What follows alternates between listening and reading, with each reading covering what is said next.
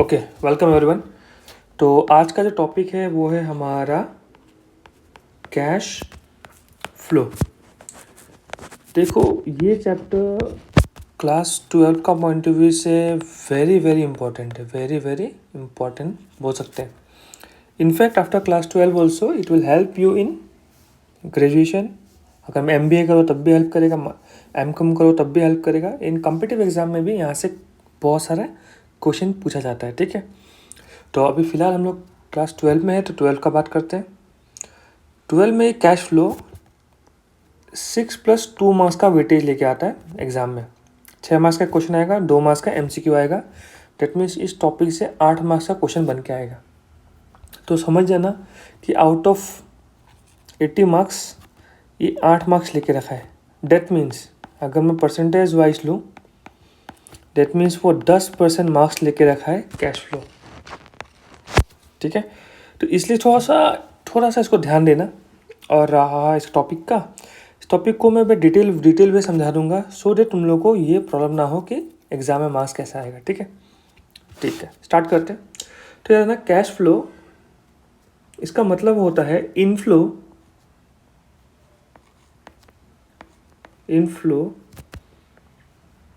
And outflow of cash. Inflow and outflow of cash in different activities. वो 3 different activities क्या है मैं समझाऊंगा। अभी के लिए बेसिकली समझो, तो inflow and outflow of cash in any business organisation को हम लोग किसे देखते हैं? कैश फ्लो से देखते हैं, ठीक है। अब ध्यान है ना, जो हम लोग सीखेंगे वो है मेजर 3 एक्टिविटी में कैश फ्लो को डिवाइड किया गया। Major 3 activity. पहला activity operating activity, second activity investing activity, ठीक है, और लास्ट एक्टिविटी हुआ है फिनेंसिंग एक्टिविटी। तो ये 3 एक्टिविटी में पूरा एंटायर कैश फ्लो को डिवाइड किया गया है, ठीक है। अब ऑपरेटिंग में क्या होगा, इन्वेस्टिंग में क्या होगा, फाइनेंसिंग में क्या होगा, उसको मैं डिटेल में समझा रहा हूँ अभी, ठीक है, ध्यान देना। अब इसको समझने के लिए एक सिंपल से देखते हैं। एक बैलेंस शीट में क्या क्या होता है, हमें मालूम है लायबिलिटी और एसेट का कॉलम बनता है, चलो ठीक है, बनता है, वेरी गुड। अब एसेट और लायबिलिटी में क्या बनता है, देखो, एक होता है कैपिटल, एक लिखते हैं हम कैपिटल, ठीक है। दूसरा लिखते हैं हम लोग करेंट लायबिलिटी, और तीसरा लिखते हैं नॉन करेंट लायबिलिटी, ठीक है। एसेट में भी हम डिवाइड कर सकते हैं 3 में। एक है करेंट एसेट, एक है नॉन करेंट एसेट, और लास्ट जो बहुत लिक्विड है वो कैश या बैंक। ये 3 ही होता है हमारा एक बैलेंस शीट में कंपोनेंट, सही है। अब ये तीनों कंपोनेंट में ही से ही पूरा कैश फ्लो बन सकता है। अगर हम ध्यान से देखें, ये तीनों कंपोनेंट से हम पूरा कैश फ्लो बना सकते हैं। वो कैसे, ध्यान देना, प्लीज़ ध्यान देना। अब मैं लिखता हूँ ऑपरेटिंग एक्टिविटी, तुम लोग भी लिख लेना इसको ध्यान समझने के लिए। एक है investing activity, okay, financing activity. अगर तुम ये चीज़ समझ में आ गया तुम्हें, तो ऑलमोस्ट कैश फ्लो का बेसिक तुम्हें आराम से क्लियर हो जाएगा। याद रखना, ऑपरेटिंग एक्टिविटी में क्या आता है, वो आता है करेंट एसेट्स और करेंट लायबिलिटीज। क्या आता है? करंट एसेट आता है और करंट लायबिलिटी आता है, ठीक है। नेक्स्ट तो ध्यान देंगे, इन्वेस्टिंग एक्टिविटी में क्या आता है? नॉन करेंट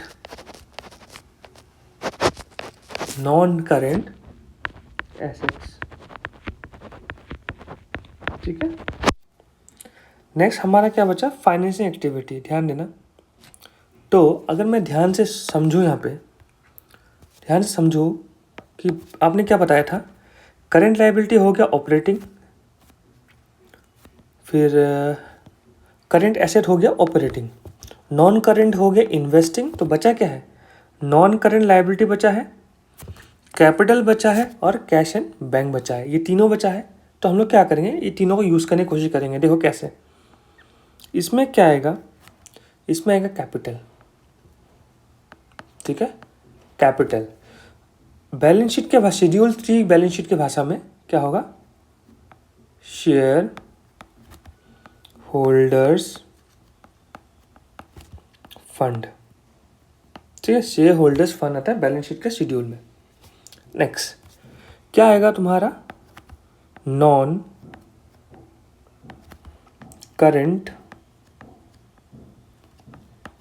लायबिलिटीज,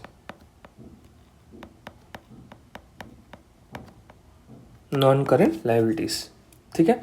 अब तुम बोलो सर ठीक है, ये हो गया, ये हो गया, ये हो गया, ये हो गया, ये हो गया, लेकिन आपने अभी तक कैश एंड बैंक को यूज़ नहीं किया, करेक्ट।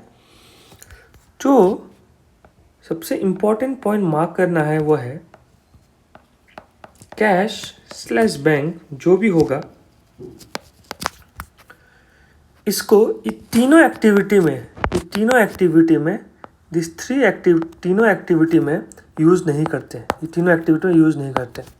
इसको जस्ट एट द लास्ट, जब लास्ट होगा इसको यूज़ करेंगे लास्ट में, जस्ट टू चेक ये करेक्ट है कि रॉन्ग है। इसका मतलब क्या होता है, जब हम क्वेश्चंस करेंगे ध्यान से समझ में आ जाएगा। तो अभी के लिए जान के रखो, कैश एंड बैंक को यूज़ नहीं करना है, इन तीनों एक्टिविटी में यूज़ नहीं करना है, ठीक है। अब ध्यान देना, वो इतना सिंपल होता तो 6 मार्क्स नहीं देता। जो एक्सेप्शन है जो याद रखना है वो ध्यान देना। करंट एसेट, करंट एसेट में प्लीज़ ध्यान देना, ऑपरेटिंग एक्टिविटी कौन सा आइटम नहीं आएगा, सिर्फ ये नहीं आएगा याद रखो तो ज़्यादा इजी हो जाएगा। एक है short term loan, short term loan current इसमें नहीं आएगा, ठीक है। नंबर 2 कैश स्लैश बैंक, ठीक है, नहीं आएगा। यहाँ तक क्लियर हो गया। जो शॉर्ट टर्म लोन है अगर नहीं आएगा तो कहाँ जाएगा, ये शॉर्ट टर्म लोन हमेशा फाइनेंसिंग एक्टिविटी में शो होगा। कहाँ होगा, फाइनेंसिंग एक्टिविटी में शो होगा। आई गेस क्लियर है। Short term loan and advances अगर कुछ मेंशन है तो हमेशा वो फाइनेंसिंग एक्टिविटी में ही शो होगा। कैश एंड बैंक ये कहाँ शो होगा, बताया था, ये कहाँ शो होगा, एट द लास्ट शो होता है, जो हम लोग करेंगे तो समझ जाएंगे। यहाँ तक क्लियर हो गया, सबको क्लियर हो गया। ये एक्सेप्शन याद रखना in respect of current asset. बाकी इसके लिए इतना, बाकी के लिए एक्सेप्शन इतना इम्पोर्टेंट नहीं है, ये इम्पोर्टेंट, बहुत इम्पोर्टेंट, ये पॉइंट बहुत इम्पोर्टेंट है। अब देखना मोस्ट इम्पोर्टेंट पॉइंट्स जिसमें 99% अगर कोई कैश फ्लो में रॉन्ग होता है, इस कारण से रॉन्ग होता है। नंबर वन है गुडविल। ध्यान देना, गुडविल क्यों रॉन्ग होता है, ध्यान देना। अगर गुडविल डिक्रीज हो रहा है, क्या हो रहा है, डिक्रीज हो रहा है, तो ये आएगा ऑपरेटिंग एक्टिविटी में, ठीक है। लेकिन अगर यही गुडविल इंक्रीज हो रहा है तो आएगा इन्वेस्टिंग एक्टिविटी में। आई गेस ये क्लियर है। अगर गुडविल डिक्रीज हो रहा है तो आएगा ऑपरेटिंग एक्टिविटी में, अगर गुडविल इंक्रीज हो रहा है तो आएगा इन्वेस्टिंग एक्टिविटी, यह ध्यान रखना, ठीक है। Number B point, short term borrowings, पहले बता चुका हूँ, ये हमेशा जाएगा फाइनेंसिंग एक्टिविटी, हमेशा फाइनेंसिंग एक्टिविटी जाएगा। नंबर 3 पॉइंट जो याद रखना है वो फिर से रिपीट कर रहा हूँ, कैश और स्लैश बैंक मैं लिख रहा हूँ, डू नॉट यूज, इसको बिल्कुल यूज मत करना, अगर यूज करोगे तो फंस जाओगे, ठीक है। यहाँ तक क्लियर हो गया। ये 3 चीज याद रखना, अब समझना, हाँ अब समझना मैं क्या बोल रहा हूँ। अब जो मैं बता रहा हूँ उसको ध्यान देना, ठीक है। तुम लोग को रीवैल्यूएशन सिखाया था मैंने लाइव क्लास में, रीवैल्यूएशन, यहाँ भी वो कॉन्सेप्ट यूज़ होता है, ठीक है। रीवैल्यूएशन में कॉन्सेप्ट सिखाया था, क्या सिखाया ध्यान देना देखो। ये हो गया पर्टिकुलर्स, ये हो गया अमाउंट, ये हो गया पर्टिकुलर्स, ये हो गया अमाउंट, ठीक है। ध्यान देना प्लीज़, है। तो यहाँ पे क्या होता था, डेबिट साइड में क्या होता था और क्रेडिट साइड में क्या होता था। डेबिट साइड में क्या होता था, लायबिलिटी इंक्रीज एसेट डिक्रीज, ठीक है। लायबिलिटी डिक्रीज एसेट इंक्रीज, ये था। अब डिफरेंस ये है, क्या क्या होगा डिफरेंस, सिर्फ यहाँ पे लायबिलिटी नहीं हो जाएगा, यहाँ पे क्या हो जाएगा करंट लायबिलिटी, या एसेट नहीं होगा, क्या हो जाएगा करंट एसेट। फिर से ये लायबिलिटी का क्या आ जाएगा करंट लायबिलिटी, एसेट का जाएगा क्या आ जाएगा करंट एसेट। अब तुम बोलोगे ये सब क्यों समझा रहे, बहुत ईजी है, समझ लो। तो याद रखना, मैथमेटिकली डेबिट का मतलब होता है प्लस, क्रेडिट का मतलब होता है माइनस। डेबिट का मतलब होता है प्लस, क्रेडिट होता है माइनस। डेट मीन्स अगर करंट लायबिलिटी इंक्रीज हो रहा है तुम्हें क्या करना है, माइनस करना है। और अगर करंट एसेट डिक्रीज हो रहा है तब माइनस करना है। अगर करंट लायबिलिटी बढ़ रहा है, सॉरी प्लस करना है ना, प्लस करना, सॉरी माय मिस्टेक। अगर करंट लायबिलिटी कम हो रहा है तो माइनस, करंट एसेट कम हो रहा है तो तभी माइनस। इन दोनों सिनेरियो में जब लायबिलिटी बढ़ेगा एसेट कमेगा तो प्लस, लायबिलिटी कमेगा एसेट बढ़ेगा तो क्या होगा माइनस। ये चीज़ याद रखना है तुम लोगों को, ठीक है। इसके हेल्प से क्वेश्चन करेंगे, 2-3 क्वेश्चन करेंगे, उसके बाद इजी हो जाएगा, ठीक है। लास्ट चीज़ याद रखेंगे और एकदम बाकी झटपट हो जाएगा। कोई भी एडिशनल इन्फॉर्मेशन में जो भी चीज़ आएगा, एडिशनल इन्फॉर्मेशन में जो भी चीज़ आएगा उसका डुअल इफेक्ट होता है। डुअल का मतलब either operating activity, investing activity या फाइनेंसिंग एक्टिविटी, एक तो इफेक्ट होगा एंड, और नहीं होता, सिर्फ इसमें एंड वही चीज़ आइदर ऑपरेटिंग, इन्वेस्टिंग या फाइनेंसिंग। दैट मीन्स अगर एक ऑपरेटिंग एक्टिविटी में हो रहा है तो दूसरा sure and certain either investing या फाइनेंसिंग में होगा। अगर इन्वेस्टिंग एक्टिविटी में हो रहा है पहली बार तो sure and certain either operating activity हो चुका होगा या फाइनेंसिंग एक्टिविटी में होगा। वो कैसे डिटरमाइन करेगा, कोशिश करेंगे, ध्यान समझना हो जाएगा।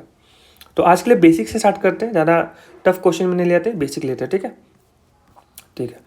आई brought some like 5 to 6 questions, उस 5 to 6 क्वेश्चंस में हम लोग आज सॉल्व करेंगे, ध्यान देना। तो कैश फ्लो का जो बेसिक फॉर्मेट होता है, मैं फॉर्मेट बना के दिखा रहा हूँ, ठीक है। क्या होगा,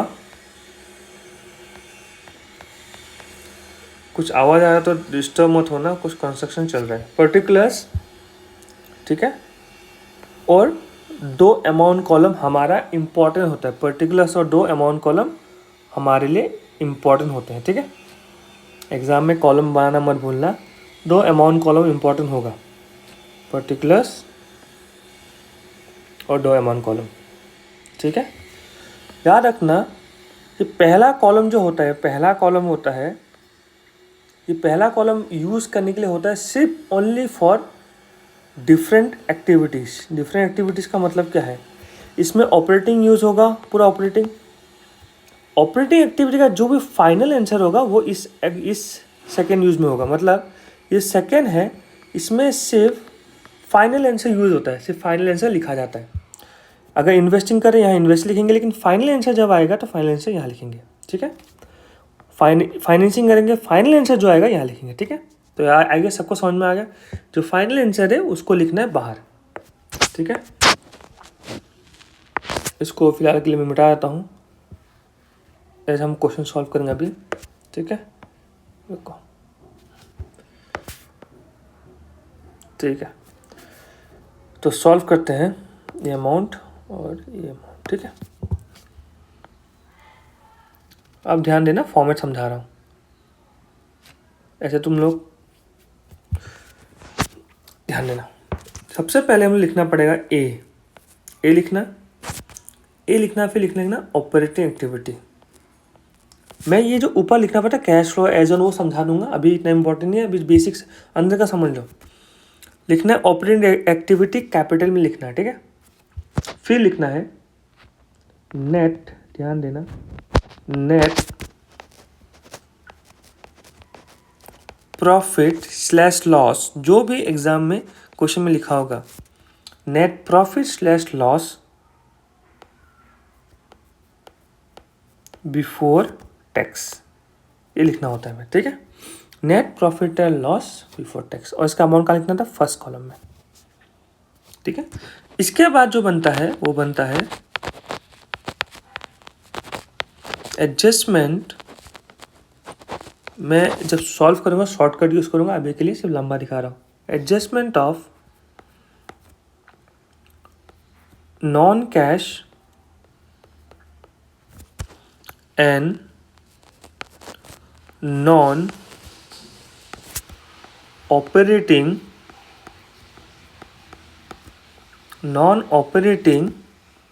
एक्टिविटी, ठीक है।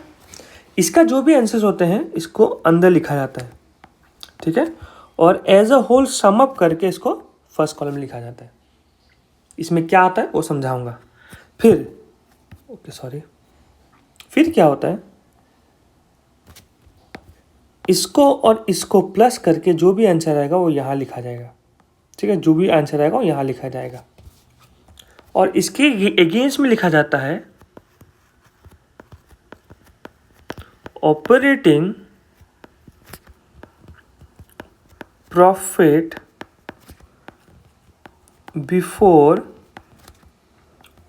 वर्किंग कैपिटल चेंजेस, ठीक है। Operating profit before working capital changes लिखा जाता है, ठीक है। इसके बाद जो आता है वो जो मैं भी बता चुका हूँ रीवैल्यूएशन वाला, करंट लायबिलिटी बढ़ेगा तो प्लस, करंट एसेट कमेगा तो प्लस। फिर बताया था मैंने करंट लायबिलिटी कमेगा तो माइनस, करंट एसेट बढ़ेगा तो प्लस। वो रीवैल्यूएशन का कॉन्सेप्ट यहाँ यूज होगा, बिकॉज ये DR साइड होता था और ये CR साइड होता था, राइट, ठीक है। अब सबसे इम्पॉर्टेंट है हमें याद रखना कि net profit and loss before tax ये क्वेश्चन में गिवन होगा। अगर गिवन नहीं होगा इसको कैसे कैलकुलेट किया जाता है, जो आज हम लोग नहीं सीखेंगे, ठीक है, जो आज हम लोग नहीं सीखेंगे। आज हम लोग सीखेंगे यहाँ से, ठीक है। इस यहाँ पे जो आइटम आता है उसको मैं बोलता हूँ मेंटल आइटम। ऐसे समझने के लिए मैं इसको बोलता हूँ मेंटल आइटम। मेंटल आइटम क्यों? ये हमेशा उल्टा काम करता है, जिसको वो जो उसको नहीं करना है वो ही करेगा इसको। फॉर एग्जाम्पल, अगर डेप्रिसिएशन होता है, डेप्रिसिएशन आमतौर पे एसेट बढ़ाता है या कमाता है? तुम बोलो सर डेप्रिसिएशन मतलब एसेट कमाता है, तो ये उल्टा है। ये बोलेगा मैं बढ़ा दूंगा, उल्टा है। इसको मेंटल आइटम बोलता हूँ। नेक्स्ट, जब भी बिजनेस में लॉस होता है तो क्या होता है, प्रॉफिट कमता है या बढ़ता है? ऑब्वियसली कमता है। ये बोलकर नहीं भाई मैं तो मेंटल हूँ, मैं तो प्लस करूँगा। जब बिजनेस में प्रॉफिट होता है तो हम लोग आमतौर में क्या करते हैं, प्लस करते हैं। ये बोलता है मेंटल हो भाई, मैं क्या करूँगा, माइनस करूँगा। ऐसे बहुत सारे आइटम्स हैं यहाँ पे। सारे आइटम याद करना है? बिल्कुल नहीं करना है। याद रखना यहाँ का जो आइटम है 99% जो आइटम्स है वो एडजस्टमेंट से आता है। कहाँ से आता है? एडजस्टमेंट से आता है। जो 1% बचा हुआ है वो 1% कहाँ से आएगा? डायरेक्ट क्वेश्चन से आएगा। Like for example goodwill example ले लो। मैंने बताया था गुडविल का मतलब क्या होता है। जब गुडविल बताया था मैं, गुडविल अगर बढ़ रहा है तो वो आ जाएगा इन्वेस्टिंग एक्टिविटी, अगर वो घट रहा है तो यहाँ पे आएगा जो कि ऑपरेटिंग एक्टिविटी में आएगा। तो घटना का मतलब कम होना, तो ये उल्टा है। बोले गुडविल कम हो रहा है, कोई बात नहीं, प्लस कर देते हैं। आई गेस यहाँ तक क्लियर हो गया। तो यहाँ पे जितनी भी आइटम आएगा वो एडजस्टमेंट से आएगा। 1% जो बचा है वो गुडविल हो या शॉर्ट टर्म प्रोविजन हो, वो सब यहाँ पे कहाँ पे आएगा? यहाँ से आएगा, ठीक है। वो डिपेंडिंग ऑन द क्वेश्चन होता है, ठीक है। तो इसका तो जो तुम्हारा फॉर्मेट है वो बुक में इलस्ट्रेशंस में मिल जाएंगे, तो फॉर्मेट को लिख के फ़ायदा नहीं है, ठीक है। अब जो जो लिखना है, जो ध्यान देना है वो ये है कैसे करते हैं। इसको मैं फिलहाल के लिए मिटा दे रहा हूँ, ठीक है, ये सारा मिटा दे रहा हूँ और क्वेश्चंस को सॉल्व करना स्टार्ट करते हैं। तो एक दो क्वेश्चंस तो मैं करके दिखाऊंगा, तुम लोग नहीं कर पाओगे, फिर से मैं रिपीट कर दूंगा, लेकिन एक्सपेक्ट मत करेंगे सारा क्वेश्चन मैं करूँ।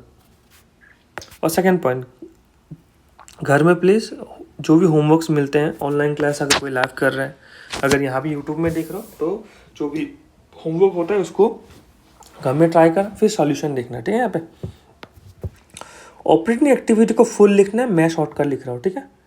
और लिखना है अभी नेट प्रॉफिट बिफोर टैक्स, और ये हमेशा क्वेश्चन में गिवन होता है। अब देखेंगे क्वेश्चन में गिवन है क्या, नहीं दिखते।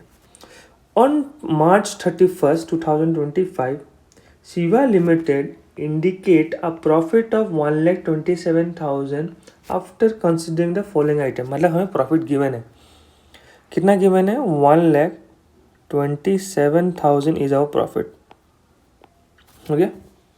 फिर इसके बाद क्या लिखना था, याद है, adjustment of non cash and non operating items activity, ठीक है। मैंने बताया था शॉर्टकट यूज़ करूँगा, फुल लिखते नहीं रहूँगा ना हमेशा, याद क्लियर हो गया। अब इसमें क्या है, देखो ये जितने भी है ना, ये एडिशनल इन्फॉर्मेशन के आइटम्स हैं, ठीक है। और ये जितने भी ये गिव है ना, ये हमारा बैलेंस शीट का आइटम्स है। कैसे मालूम चलेगा, ट्रेड रिसीवेबल एसेट का आइटम, इन्वेंट्री एसेट का आइटम, कैश एसेट का आइटम, ट्रेड पेबल्स लाइबिलिटी का आइटम, राइट। तो ये बैलेंस शीट का आइटम्स है और ये है एडजस्टमेंट का आइटम्स। एडजस्टमेंट में दिखते हैं डेप्रिसिएशन। डेप्रिसिएशन आमतौर पे कोई भी चीज़ का वैल्यू घटाता है, डेप्रिसिएशन फिर से घटाता है। एमोटाइजेशन का मतलब होता है decrease in value of intangible asset, depreciation ही होता है, लेकिन डेप्रिसिएशन यूज होता है टेंजिबल के लिए। अगर कोई इंटेंजिबल होता है इसको एमोटाइजेशन यूज करते हैं। ये भी एमोटाइजेशन मतलब कमाना, गेन का मतलब बढ़ाना प्रॉफिट, राइट। लेकिन ये जो adjustment of non cash and non operating activity items, ये हमेशा पागल होता है, जो बोलता है करने के लिए वो नहीं करेगा, उल्टा करेगा। लाइक फॉर एग्जांपल डेप्रिसिएशन किस पे, बिल्डिंग पे ना, कितना है 25,000 बोलेगा, मैं प्लस करूँगा क्योंकि मैं पागल हूँ, ठीक है। Next depreciation in plant and machinery, depreciation किस पे, प्लांट एंड मशीनरी पे, कितना है 45,000। फिर एमोटाइजेशन ऑफ गुडविल, गुडविल कम होना, एमोटाइजेशन ऑफ किसका, गुडविल। और मेरा हैंड राइटिंग बहुत अच्छा है, तुम देख लिया है तो एडजस्ट कर लेगा, ठीक है। 20,000, ठीक है। फिर लेस, क्या है, लेस। तुम लोग एग्जाम में लेस लिखना है, ठीक है, माइनस मत लिखना, लेस लिखना। ये माइनस मैथ्स में यूज होता है, तुम लोग लिखना है लेस लिखना है, ठीक है। लेस क्या है, गेन, लेस लिखना है गेन, ये लिखना है gain on sale of machinery full,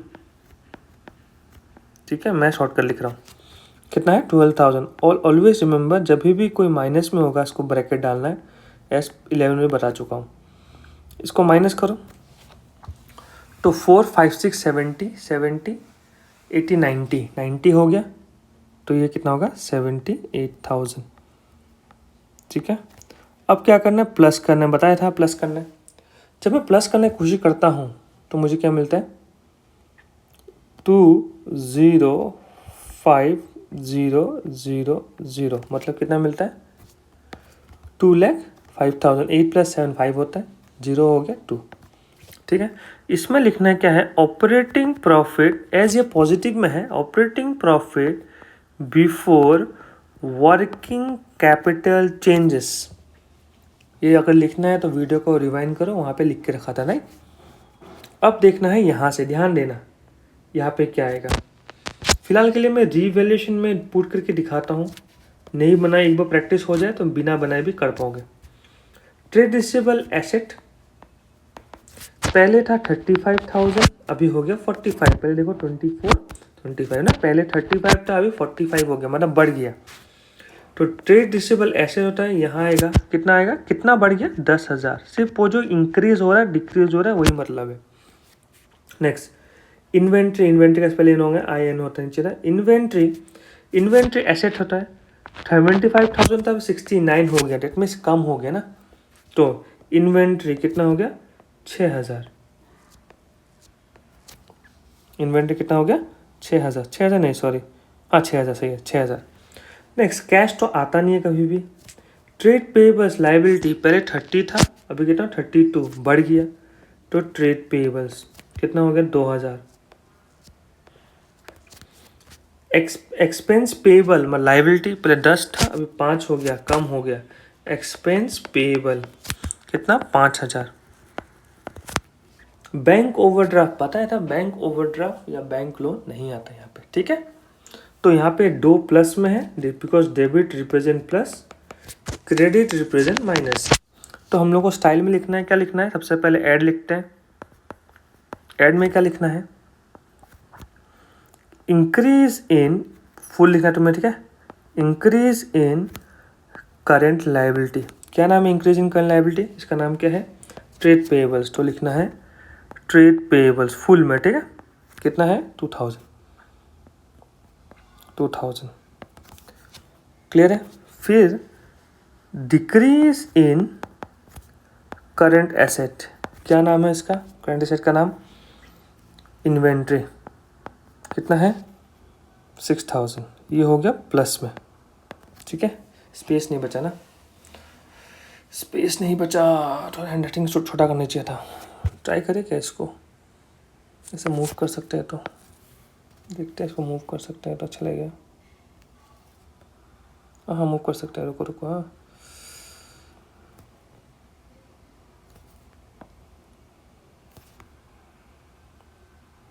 ठीक है हो जाएगा। नेक्स्ट अब क्या करेंगे, लेस। अब लिखेंगे लेस। लेस में क्या होगा, लेस में बताया था हमने क्या होगा, ये है trade receivable, trade receivable asset होता है ना, और एक्सपेंस पेएबल लायबिलिटी क्या होगा, डिक्रीज इन करेंट लायबिलिटी, कितना है, क्या नाम है एक्सपेंस पेएबल ना, कितना है, जब भी डिक्रीज होगा तो मैं बताया था 5,000 नेगेटिव। फिर इंक्रीज इन करंट एसेट, क्या नाम है ट्रेड रिसीवेबल, बताया था क्या करना है हमें, माइनस में है तो ये 10,000 होगा। माइनस में क्यों, बिकॉज ये माइनस कैटेगरी में आता है। अब इसको सॉल्व करेंगे, यहाँ पे 15,000 प्लस में है और वहाँ पे 8,000 माइनस में है, तो डेट मीन्स ओवरऑल 7,000 माइनस में है, ओवरऑल 7,000 माइनस में है। इसको जब सॉल्व करता हूँ ध्यान से ना, ओवरऑल कितना होगा 7,000 माइनस में है। अब इन दोनों को सॉल्व करते मुझे मिलता है 1,7 ना 8 होगा, 1,98,000 रुपीज़। क्या मिलता है 1,98,000 रुपीज़। आई गेस यहाँ तक क्लियर है। इसको छोटा कर लेते हैं और, तो इसको और छोटा कर लेते, रुको।